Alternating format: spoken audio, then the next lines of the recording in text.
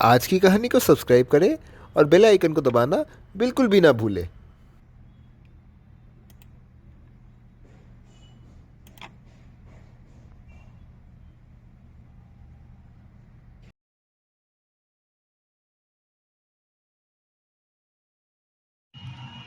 Sinbad वापस अपने शहर बगदाद को लौटता है।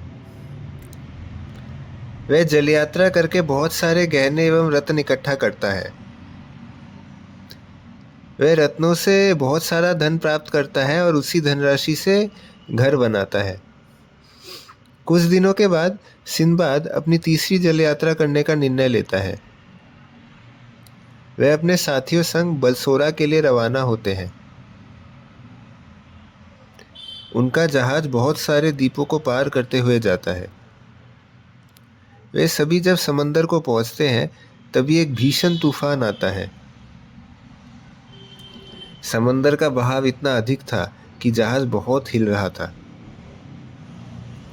इस कारण से जहाज नियंत्रण खोता जा रहा था और कुछ देर के बाद सिंदबाद और उसके साथी समंदर में गिर जाते हैं।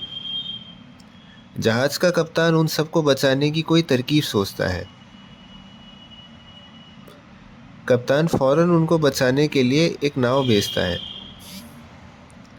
सिंदबाद और उसके अन्य साथी नाव पर चढ़ते हैं और किसी प्रकार से जहाज पर सवार हो जाते हैं। उनका जहाज फिर से एक द्वीप की ओर रवाना होता है। सिंदबाद और उसके साथी उस टापू को पहुंचते हैं। वे सभी उस टापू पर रुकते हैं।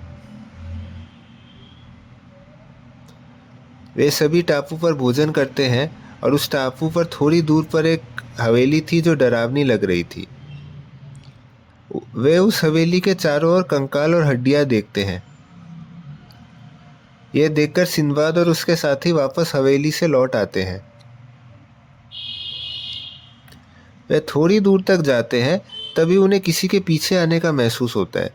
उन्हें एक विशाल दानव दिखाई देता है जो कि बहुत दिनों से भूखा था। वह दानव उसके साथियों का पीछा करता है। वह सिंदबाद के कई साथियों को पकड़ लेता है और उन्हें निगल जाता है। यहाँ सिंदबाद और उसका कप्तान साथी संकट से बाहर निकलने का कोई उपाय सोचता है। वे दोनों उस वन में लकड़ियाँ जमा करने लगते हैं। अर्धरात्रि को वह दानव उन तीनों साथियों को खाकर सो जाता है। सिंदबाद और उसका कप्तान साथी सवेरे तक बैठकर उन लकड़ियों से नाव बनाते हैं। अगले सवेरे वे लोग उस बनाए नाव पर सवार होकर तीसरे टापू की ओर रवाना होते हैं। वे उस टापू तक पहुंचते हैं और वहां रुकते हैं और विश्राम करते हैं। रात्रि का समय था। सिंदबाद और उसका कप्तान साथी विश्राम कर रहे थे तभी एक विशाल सांप उनके करीब आता है। वे दोनों जाग जाते हैं और अपने प्राणों की रक्षा के लिए भागने लगते हैं। सिंदबाद फौरन जाकर एक पेड़ के ऊपर जा चढ़ता है।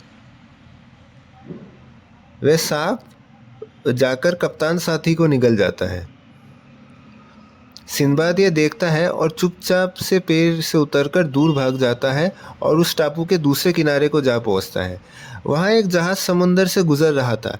सिंदबाद यह देखता है और जोर जोर से चिल्लाने लगता है। वह अपने सिर की पगड़ी को उतारकर लहराने लगता है।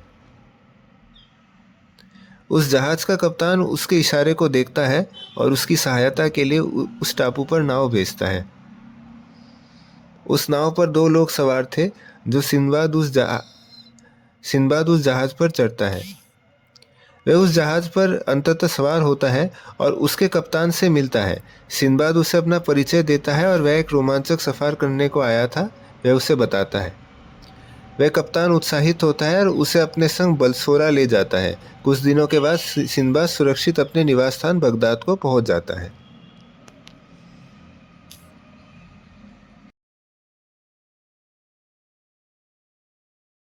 अगर आपको आज की कहानी पसंद आई हो तो कहानी को लाइक करें, इसको शेयर करें और चैनल को सब्सक्राइब करें।